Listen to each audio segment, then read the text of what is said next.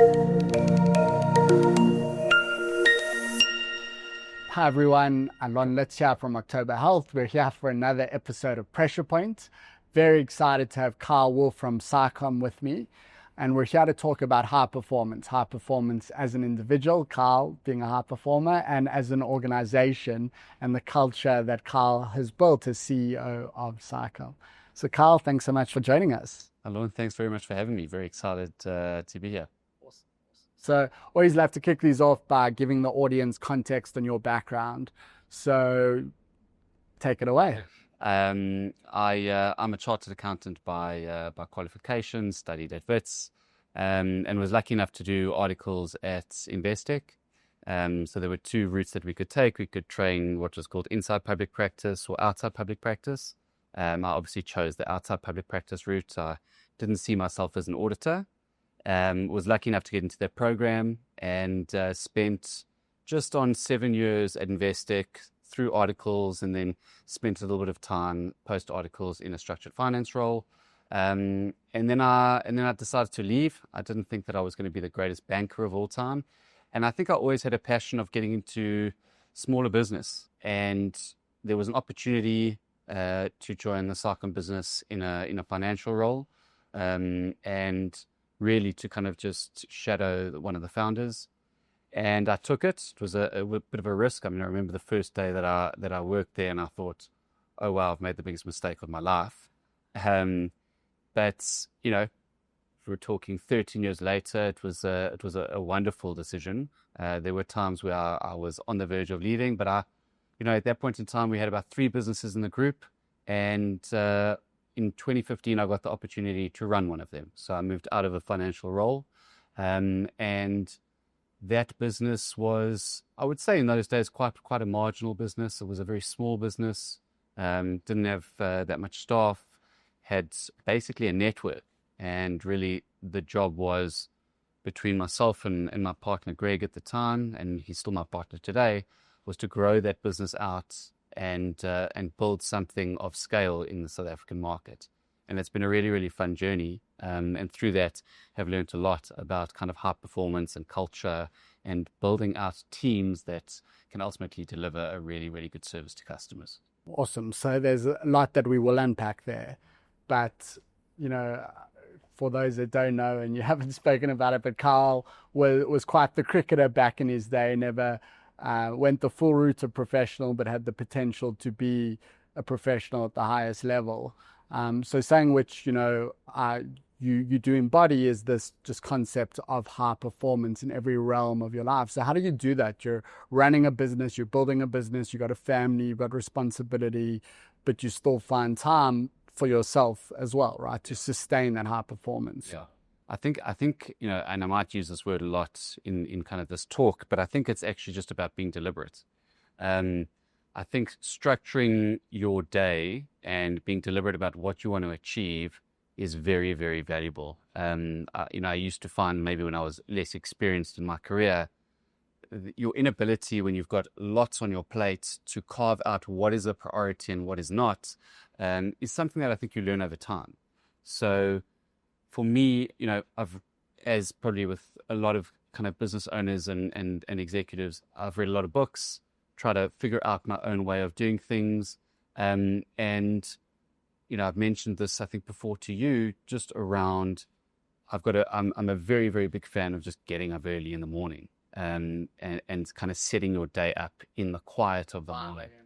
Yeah. So the 5 a.m. club is the perfect example. I mean, Robin Sharma talks about kind of 3 principles that he bases kind of 5 o'clock to 6 o'clock on. And some of it is meditation, some of it is exercise, some of it is just quiet, and there's learning components. And for me, it's not necessarily about following that as a structure.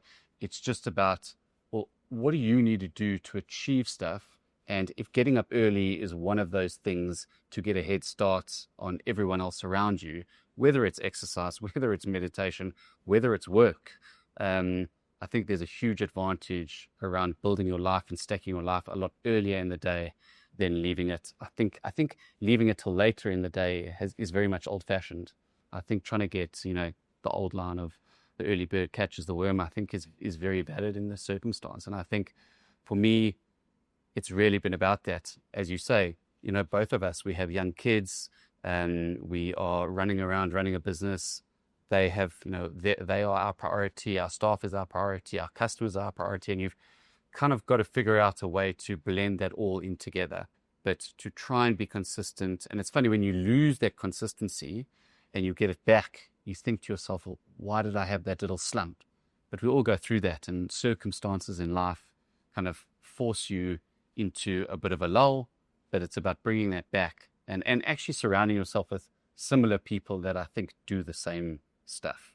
And that pushes you, and whether it's your wife or your partner, if you surround yourself with those types of people, then you kind of find your way, and you find yourself doing the same stuff. There's accountability in that as well, right? Absolutely. Accountability is so important. I often find, like, when you are accountable to yourself or accountable to the people around you, you often deliver far better than you would have if no one's kind of relying on you. So being accountable, being deliberate, making sure that you actually can deliver, and not just promising something, but actually doing it, and doing it repetitively, is very, very important. And, simple things, if you take some people who like to ice bath every day, ice bathing is a very uncomfortable process, but it's about achieving something small very early on in your day, making sure that you continually do it every single day, that you can start your day with a really kind of big bang and a win, and then kind of everything gets set up for the day ahead. So I think, like, people listening may have the thing, like, I'm just tired, right? Like, I don't want to get up so early. Like, how does something which is, hard to do, as you say, help you sustain performance? Well, I think, people often say they're tired, but they haven't looked at their day in its entirety, right? When you start looking and compartmentalizing everything that you have to achieve in a day, sometimes it means you've got to take a completely fresh look at the way you do things. For me, it was very much having kids, and the kind of everything that you have to do later on in the day means that no longer can I stay at work till 6, 7 o'clock at night and get stuff done and go home and kind of take my foot off the gas. Everything else, structurally will change, and in terms of routine will change. So for me, I think it's about a change in mindset. Just because you've done something one way for many, many years doesn't mean that you can't change that. I think the excuse of saying, well, I'm just tired, I can't get up early in the morning, I think you've just got to switch your day around. So those are generally people that are night owls, they work late, that's when they use their quiet time. For me, it's the complete opposite. I don't think you can burn the candle at both ends, and I think you've got to choose one or the other. I'm not saying that getting up early in the morning is the definite answer, but it's kind of on either side. You've got to make a call as to where you're most effective and where you believe you can deliver the best result. And I think the other aspect is, like, I don't really like this analogy, but people always speak about filling your own cup, right? And something like this for you fills your cup and allows you to do all the things that you have to after that during the day, right? So what is that thing for you as an individual that allows you to fill your cup? And I think people need to find that thing. And, with all these things, there is a level of sacrifice as well, right? Maybe some nights you don't go out with friends because you know that you've got to have that early morning. So there is a level of sacrifice involved in sustaining this and doing what's right. And absolutely. I'm lucky. I'm married to a doctor, and she probably works harder than I do. So, I was speaking about kind of the average of the 5 people that you spend the most time with, you become that average. And I'm surrounded, I think, in many parts of my life with really, really high performers and some people who take it to the extreme. But if you can just leverage a little bit of those types of people, it's amazing how the impact that it has on your life. So for me, it's really just around making sure that you start the day with a plan. Just start the day with a plan. Often I'll wake up early, but generally the first 2 hours, and I suppose I'm fortunate that I can do this, but the first 2 hours of my work day, from 7:30 to 9:30, I sit at a coffee shop on my own. And I've built that because I need quiet, earphones in ears, looking at mail, making sure that you have a plan for the day, and getting a lot of those heavy, irritating tasks out of the way, so that when you actually go into the office, you can engage. You can deal with your people, you can actually have a discussion with them around other stuff, and you're not being pulled away from those hairy tasks that you need to do in the quiet of either your own home early in the morning or late at night. Awesome. So there's a lot there, and I know we could continue down that rabbit hole, but I think you've had an amazing entrepreneurial journey. It was this startup within a more established business, but it was a business that you built from the ground up, as you said, with very little people behind it. And today, Saicom is over 100 people. That little business is not so little anymore, right? It's a proper business. And you've had to kind of, really just make that all happen. So, maybe if we start and we break it down, it starts with hiring, right? Yeah. And you were lucky you had that partner in those early days. But how did you kind of build the team? How do you think about hiring the right people? So I think, in the early days, hiring is everything. I mean, it goes on, even when you've gone past the startup phase and you're in kind of that scaling phase, hiring is so fundamental to the success of any business. I was lucky. I got to be honest. I don't think this was down to me. I think having Greg as the partner that I did have, I didn't have much of a reputation inside the telecom space. So I'd come from the banking environment, and I'd moved into this kind of technical CEO role without much of a network. And I was lucky to have him because he'd had 20 odd years at Internet Solutions. He'd been in the industry from very, very far back, and had seen the industry develop and evolve, both from a people perspective as well as a technology perspective. And we used him. We used his kind of brand, his network to actually start pulling people across to kind of work under him as the visionary, as the guy who was going to take our business with me to kind of the next level. So we were very lucky. I was very lucky to have him there, and still am. And I think, but that's also deliberate, right? Like there was, you both brought different skills and expertise to the table. Absolutely. And I think just that partnership tells you a lot about having the right people around the table, right? Because, and again, when you start hiring and you start building out the teams, depending on what skill you need, it's so important that you don't get it wrong in the early days, because the impact in a small team when you do hire the wrong person, it's so hard to unwind. It's really, really hard to unwind. And I think, we always talk about the story. I think when Greg and I came together, we had about 20 people in the business. It was still very, very small. I think we got rid of / people left. Half of those people left, and we probably went down to about 10 to 12 staff. And that was a component of, it was really two things. One was, I'm not sure they trusted us in terms of the way where we wanted to take the business. You were changing things. We were changing things. And number two, I was very young at the time. I'm not sure they believed in me as a leader. And we were okay with that. We just said, okay, cool. We'll let them go, and we will hold the business back up. And it's difficult, but it's long term, it's all right. Yeah. And the truth is, I think when you've gone through that journey, you love the startup environment. It's something that kind of gets into your bones. You do everything. You do everything from HR to marketing to pricing to commercial to sales. And it's super exciting and it's super fulfilling.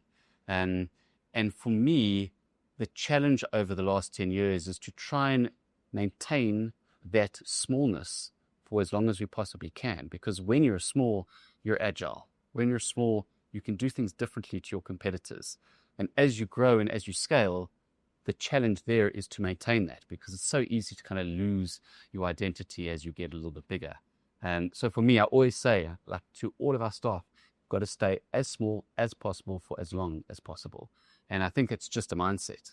And I think about efficiency and efficiency, and it's about not losing your differentiators in the market. That's the key. I mean, our market is so commoditized. There's so many competitors, all the way from the really, really big guys to, guys who are literally running around in bakkies. And it's very competitive. So you have to hold on to those things with everything that you have. And whether it's white glove service, whether it is, your people, whether it is your technology, whatever differentiator you have, you've got to guard that with your life. And part of that is getting the culture right, right? And Absolutely. ensuring that, your team can perform at the high level that you can outcompete. 100%. And I think, I mean, we were both very lucky being at Investec, in kind of the early 2000s, and watching an amazing culture and being part of an amazing culture. And I think that had a profound impact on me and the way that I wanted to build the Saicom business with our executive team, because you just wanted to kind of copy and paste what you'd experienced. So culture was everything in that business, and probably still is today.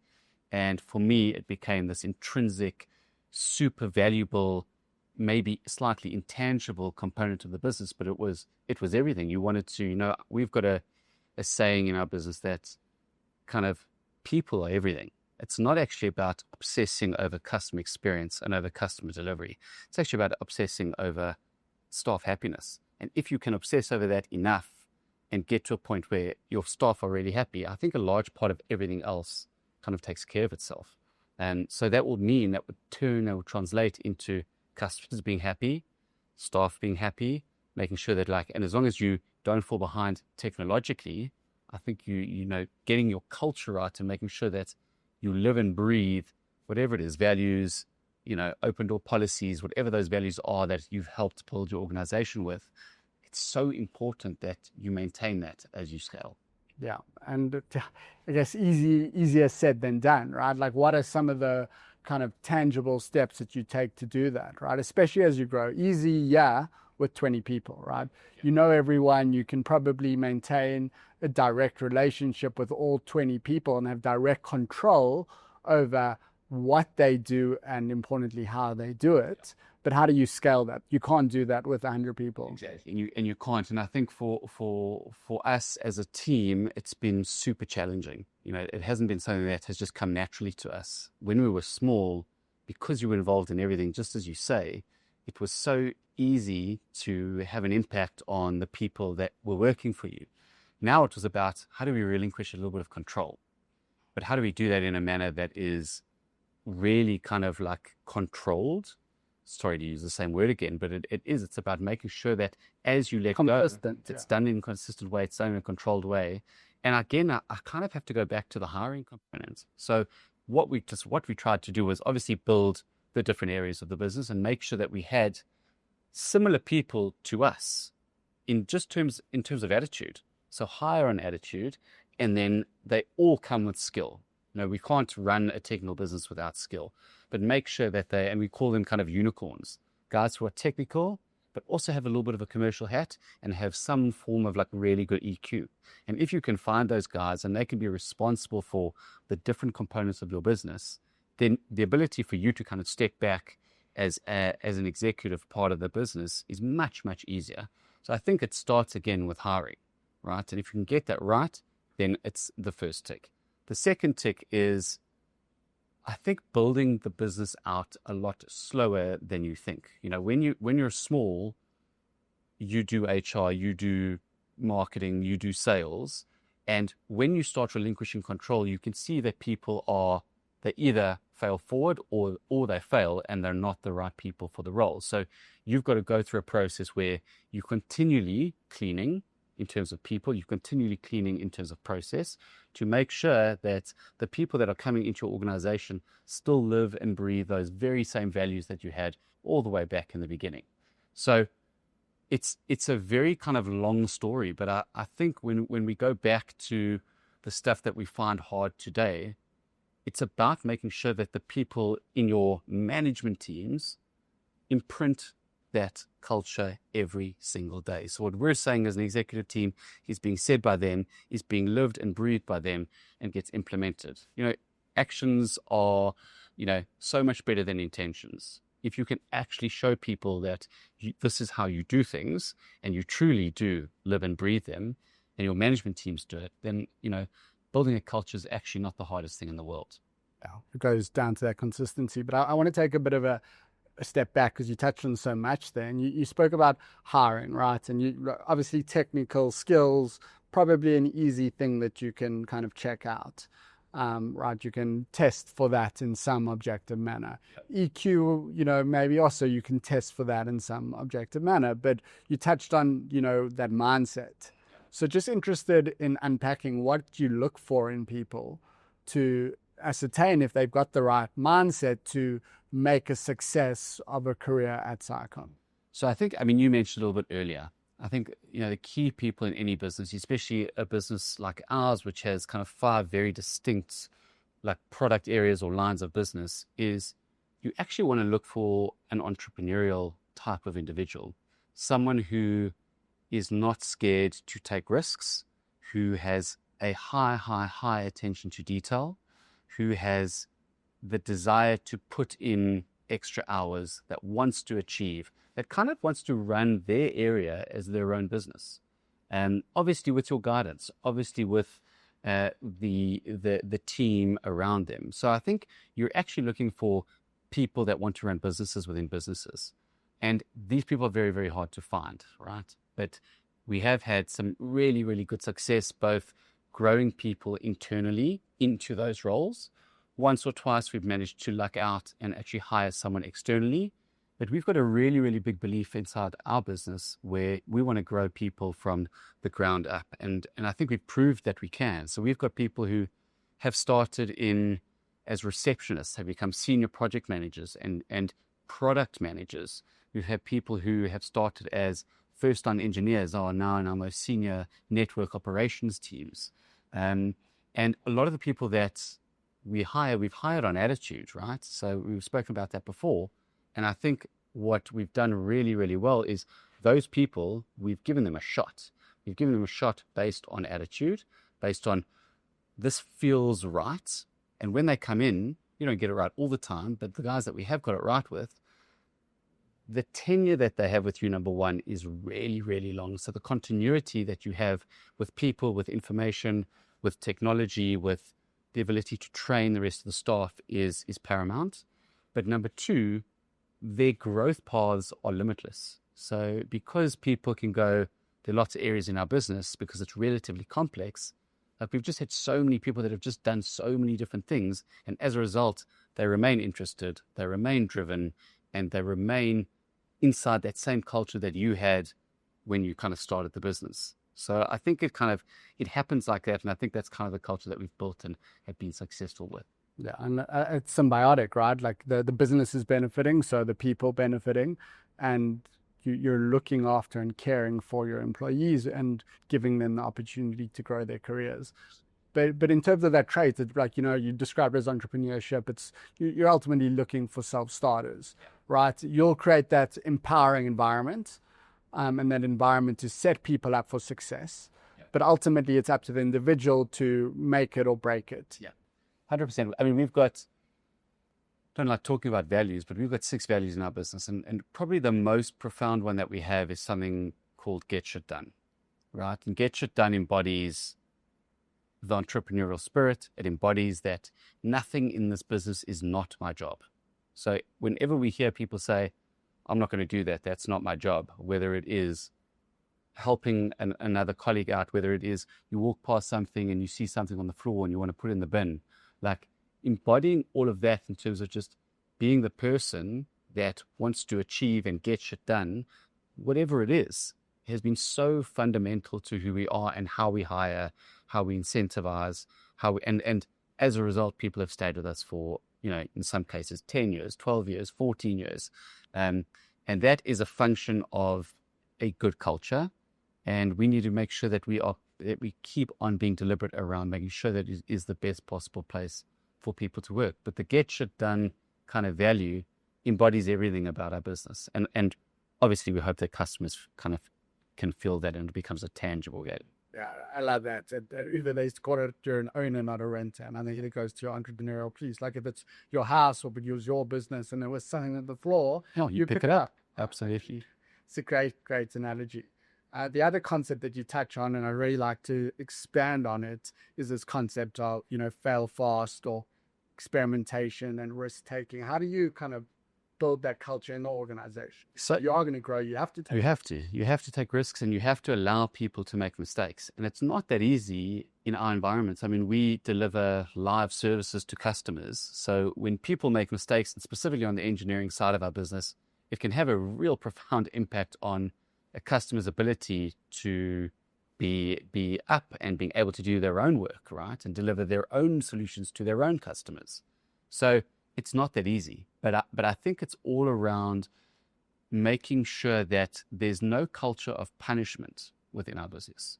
So if you make a mistake, as long as the risk was calculated and you'd either bounce it off someone, you've got to feel you didn't do something that was rash or something that was negligent. If it happens and it's a mistake and we can reverse it, that's the way to learn. Otherwise, it's kind of monkey see, monkey do. And then there's no ability. Then the people that you hire and the people that stay with you don't think outside this box. So the culture, specifically from an engineering perspective, has to be like that. But it's about failing fast and fixing fast. So, we always talk about whenever we launch a product, we always say we have to get that MVP out as quickly as possible. And if we lose the first 3 clients that we bring onto whatever product that is, then I think we've actually done the right thing, because then we've learnt, and we've obviously gotten out quickly enough, sometimes too quickly, but you've lost clients along the way so that you can learn, so that when you actually scale that product out, you can deliver it properly to a far bigger set of customers. And what I love about that, you can also stay in this theoretical world forever. Right. And Forever. like you get out there, you test it, you take those learnings, you don't just Feedback, right? lose them and then not gain from that. Yeah. You gain from that learning, Yeah. and you make it better. Yeah, absolutely. The theoretical world is like, that's where products go to die, to be honest, because you can sit there and you think that you know what the market wants.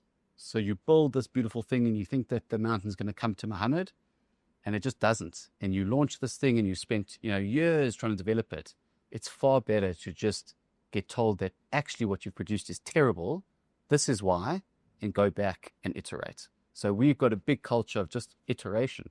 We've got a funny story when we moved from Microsoft to Google, from a workspace perspective, and we literally flicked the switch overnight. And we had a line outside our office of people that were rioting because we'd done no change control, we'd done no training. We just thought, everyone will be like us, they'll just figure it out, right? It was a disaster, and we wouldn't do it the same way. But I think that is still kind of ingrained in our culture. And I'd far rather do that and break some stuff along the way than wait and think that you're going to be successful without getting any feedback in the market. Yeah, makes a ton of sense. And I think we're drawing to an end here, but I think the key thing is startups or scale ups or high performance environments are not easy, right? So how do you sustain this? How do you ensure that your team can continue to perform in an environment that's competitive, in an environment when they need to work hard, when they need to innovate? What are some of the things that you've got right? And you've got them right? I mean, not many organizations can say that they've got tenure in the double digits, and you can, right? So you're getting these things right and you're growing, right? You can maybe say, well, maybe you compromise on growth to, make people happy, but you're not. You're doing both. What is it that you think is that magic? I think the magic, I don't think there's any silver bullet here. I think it's about many things. Many things make up the total here. So part of it is culture. Part of it is training. Part of it is hiring. Part of it is, simple things like we use your app. We use the October Health app to assess where people are at, their happiness, what they're struggling with. So it's about making sure that you are constantly checking in and making sure that the people that you have in your organization have the space to fail, have the space to grow. So it's a component of many, many things. People often say to me, what is the one thing? There's never a one thing. There's so many components that make a business either succeed or fail. And without being negligent, right? Those little things that you put in place and are deliberate about every single day as you wake up, as you go to bed, if you can instill that across kind of your workforce, then I think you're going to have generally a successful business. So I don't like saying, oh, it's these 5 things, because number one, every person is different. So you have to manage people differently. I think the agility is probably the most important thing. So agility in terms of management, so your ability to like manage certain people differently, your ability to, as we discussed earlier, if you make a mistake, make that mistake fast, fix it, and off you go. The ability to like change the way you have done things in the past and do something different. Nothing's off limits. Nothing's off limits, right? And I think for us, it's a cultural thing that I learned at Investec. It was around like making sure that everyone feels that all of management has an open door policy, because when you squash that, I think you squash you squash innovation. And by squashing innovation, it's not just innovation around product, it's actually innovation around, hang on, we've been doing this one thing the same way for 5 years. It's actually not that efficient, but I'm too scared to go and tell my manager that, and therefore we'll just carry on doing things the way we've done things. So we challenge our management team and all our staff to say, if you were running this area, what would you do to change it? We've just gone through an exercise now where we've said we want to go through like a, whatever you want to call it, a SWOT analysis, a start, stop, keep exercise, go into areas, have a discussion as a team and say, these are all the things, or maybe the manual tasks, all the things that like we repeat, all the things that take a lot of man hours. How do we fix those?